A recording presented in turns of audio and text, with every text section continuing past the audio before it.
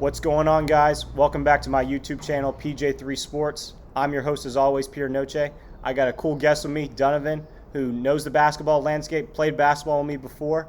We're going to give our breakdown and our analysis. We're going to recap first Game 1 and Game 2, and then we're going to make our picks for Game 3, Game 4, and we're going to talk to you guys about how this series is going to play out and give you guys some betting advice. So let's get right into it. Money, money, money team. Money, money, money, money team. Money, money, money, money team. Money, money, money, money team. Money, money, money, money team. Money, money, money, money team. Money, money, money, money team. Money, money, money, money team. All right, guys, welcome back to my YouTube channel, PJ3 Sports. So I'm here with Donovan right now. We're going to break down, recap Game 1 and Game 2. He's going to recap the Nuggets. I'm going to recap the Heat, and then we're going to give you guys our picks and how we see this series is going to play out down the road. So, Donovan, what have you seen so far with the Nuggets as far as the way they have transpired from Game 1 and Game 2? Well, I saw a lot. Obviously, very explosive offense like they've always played at home court. You know, Murray, Jokic, Caldwell Pope, Porter Jr., like they're all playing very in unison, and they're, you know, shooting lights out. Their defense stepped up, too, in Game 1. Mm-hmm. So that's what I saw. Yeah, and it played dividends for them. Yeah, they really did. It looked like they were really being aggressive as far as attacking Miami, you know, putting it down in the paint. Jamal Murray, you know, using the 1-2 that they like to do, off-ball screen where they can hit Jokic down the middle. Jokic can find the open guy. You know, in Game 2, they just didn't really do that as much. Why do you think that was? Why do you think they were sort of off in Game 2 as opposed to Game 1? The number one reason in what I saw in Game 1 was so telling how bigger the Nuggets were against the Miami Heat. And they didn't play like that in Game 2. So they got to get back to playing big. And, you know, playing big defense, playing big offense. That's what they got to get back to. Mm-hmm. So that's what I saw the big difference. And then they let Miami shoot lights out. You know, they were not... Their switching on screen and rolls was horrible. It was just not good. Yeah. So they got to fix it. Yeah, and I feel like they will in Game 3. That's a great point that you brought up with Miami. You know, shooting over 50% from the 3-point line in Game 2, as opposed to Game 1, shooting about 33%. You know, if Miami's really not hitting the 3-point, if they're not shooting the ball 45% from the 3-point line, they can't beat this team. You know, this team is going to out-talent them. You know, outplay them. You got a lot of more younger guys on Miami as opposed to Denver. A lot more veterans, guys who have been there in the trenches, been on some, teams that have made some deep runs in the playoffs. So Miami to really capitalize like they did in Game 2 as opposed to Game 1 is be very effective from the 3-point line and be able to, spread the ball around, get your guys open looks. They did a really good job with ball screens with Max Strus, with Gabe Vincent, Duncan Robinson, and I think Spoelstra really made those adjustments in Game 2 as opposed to Game 1. So it was the fact that they were making their shots. Because in Game 1 they were not making. No, not at all. Not at all. And for the Miami Heat, like one guy that's been like very, suspect, and nobody's talking about him is like Caleb Martin. Yes. Like he has now shown up. He has combined 6 points from Game 1 and Game 2. So I feel like the Denver D, they have to continue to put pressure on Caleb Martin because you don't want him to have a breakout game. Yes. You don't want him to have a breakout game. He hasn't had one yet. He hasn't had one yet. Yeah, he has. This could be the one tonight. 3 points in each game. Mm-hmm. It's been ridiculous for him. So I think the lights are a little bit too big, in my opinion, maybe for him. But, I mean, I guess we'll see in Game 3. But it's just – I feel like Game 2 was a little bit of an overreaction. Like, people are saying, Miami, it's a series now. Mm-hmm. It's not. It's not a series. I still have Nuggets in 5. It's going to come down to role players. Like, I'm going to trust, Porter and Caldwell Pope over Duncan Robinson or who else do they have?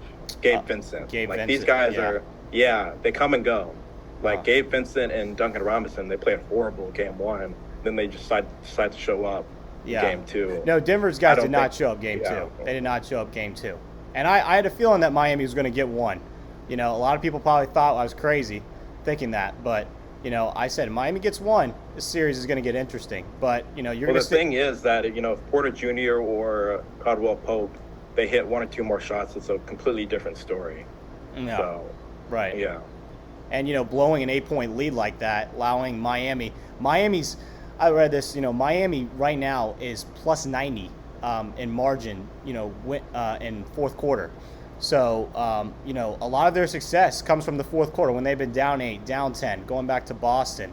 In game 1, game 2, they were down 8 points, 10 points, coming back, and then you see it in game 2 transpire with Denver. So this team's got no quit in them. Not to say that Denver doesn't, but Denver has some times where they get, they play too cautious, they coast a little too much, and I think that's what they did instead of going out, finishing the job, and not allowing this team to get back in it, and that's what they did. So game 3, that is what they're going to have to do. But if you had a look at this right now, what do you think Denver's going to have to do? I'm guessing you're going to probably lean Denver's side for game 3. Yeah. But what do you think they got to do? What are they going to do? What do you think they got to do? Mm-hmm.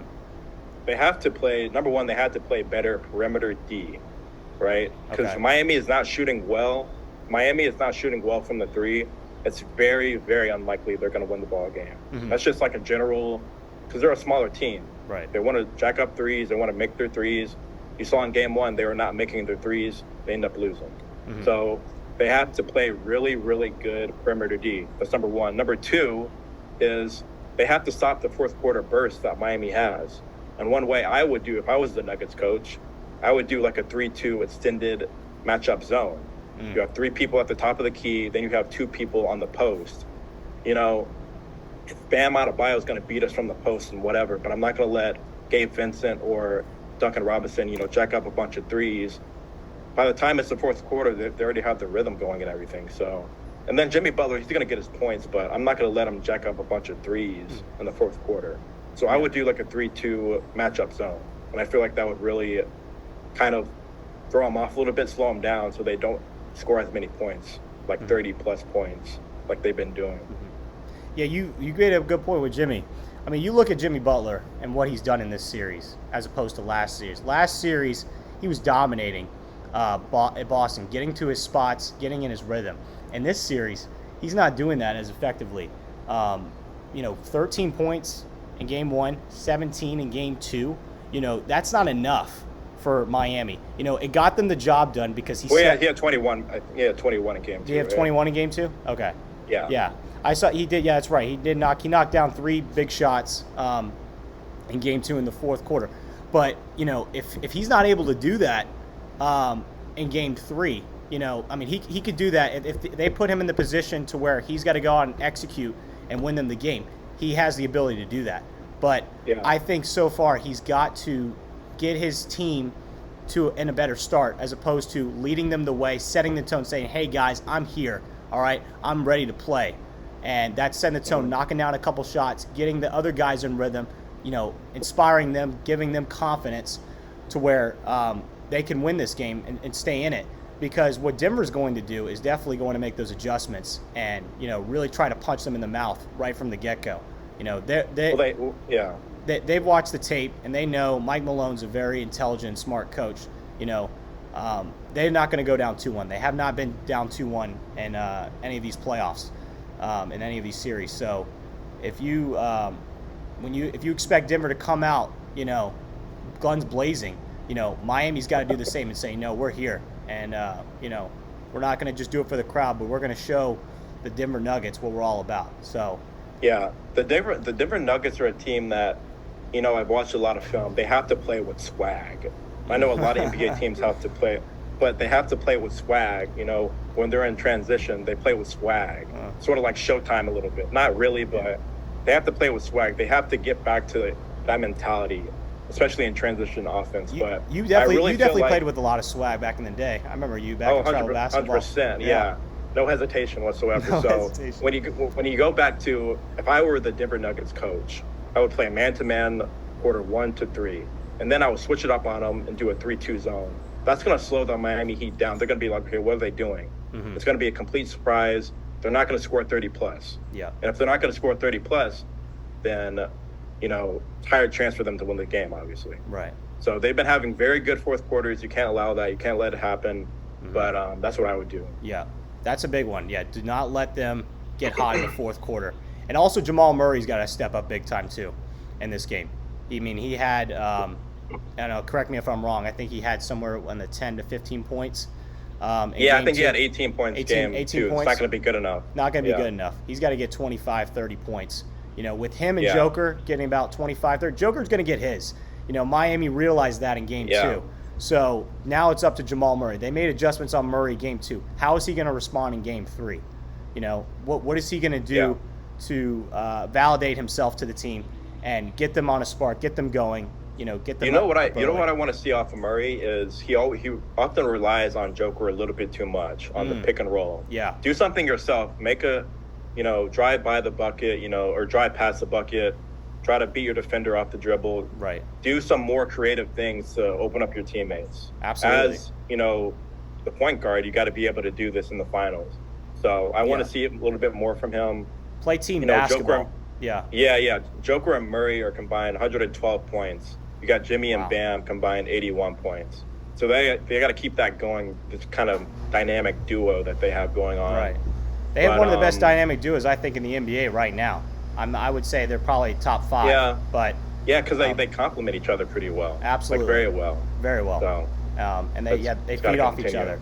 But they got to play definitely as a team, get other guys involved too. Porter, Aaron Gordon, Caldwell Pope, find those guys, and maybe, they didn't hit their shots in game 2, but, it could go down in game 3. And, give those guys the ability to do that, like Miami did in game 2.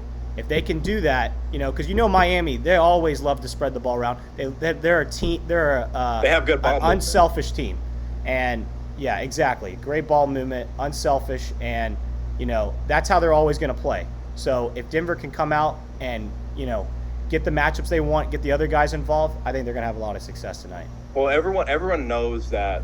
It's basic, but the Denver Nuggets are a better basketball team than Miami Heat. Right. Now it comes down to that classic quote, like defense wins championships. So everyone knows the Nuggets can score seamlessly. Now they have to focus on their defense. I'm going to show a clip right now that kind of explains what I'm talking about. They really have to hone in on this perimeter D. And they haven't been doing that, especially in game 2. And it really fucked them up a little bit. Can you see that, PJ? Yep. Yeah. All right, so this is just one example of a screen and roll, and then kind of see what Denver does.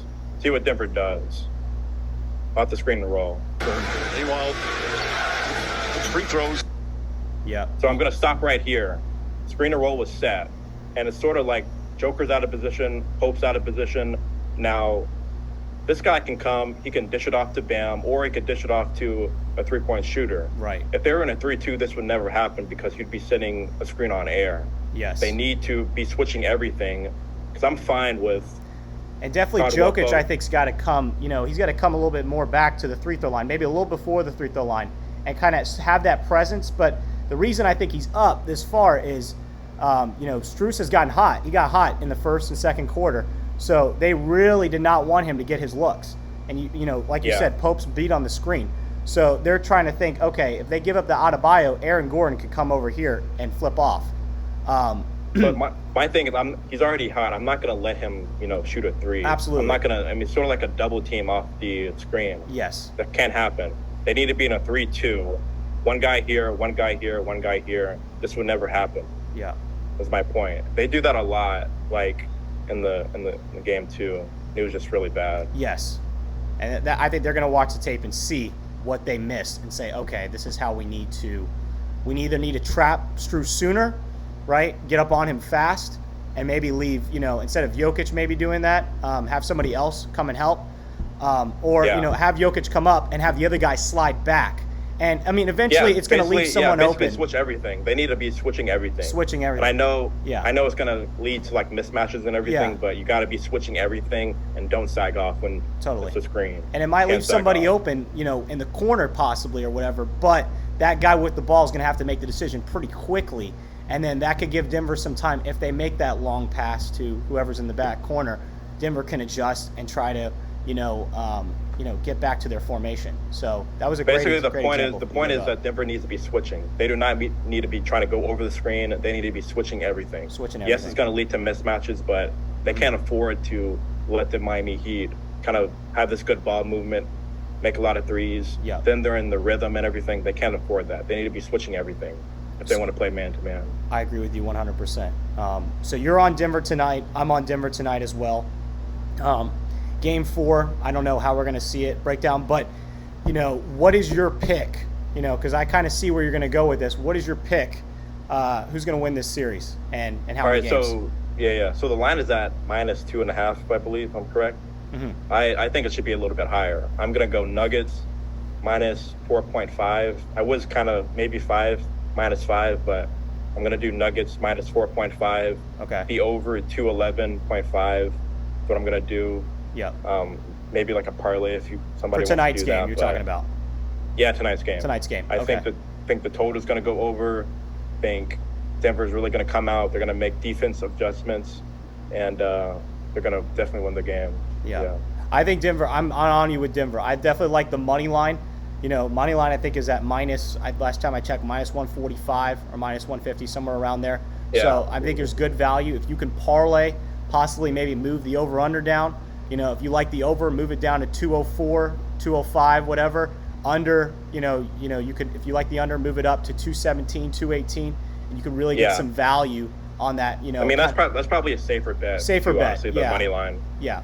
But if you want a little bit more value, I know Nuggets -4.5 is like +90. I mean, +190. So right. It's a little bit more value, and I really think they're gonna come out and dominate. Have a dominating win of more than like 4 or 5 points.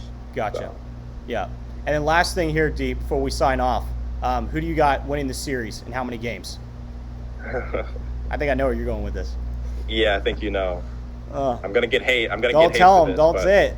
Yeah. I don't care. I still have the Denver Nuggets, Mike Malone's Denver Nuggets, in 5 games. I think they're gonna beat them tonight. They're gonna beat them. I think they're playing Friday because the hockey game's gonna be on Saturday night.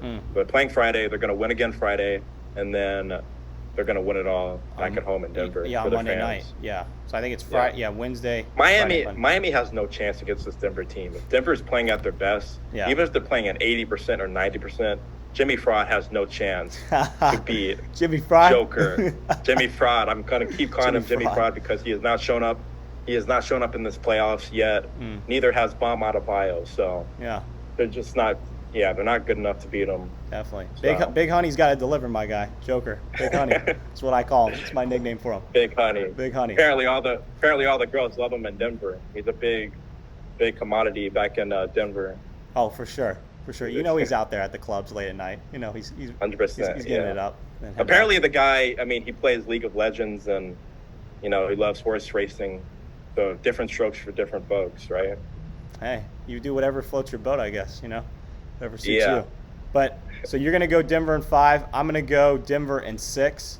I don't want to be a copycat for D, so I'm gonna say Miami gets one of these games. I think Denver wins tonight. Miami gets game 4 more than likely, and then I think going back game 5. I think Denver's definitely. If Miami cannot win and get up 3-1, I think if this goes 6-7 games, I think Denver's got this in hand. I don't know if Miami can win again in Denver. Even though they've shown it, they can win on the road, but I think Denver, with the success they've had, this is their only loss at home. I think they have championship, pedigree now that where they can't let this slide again.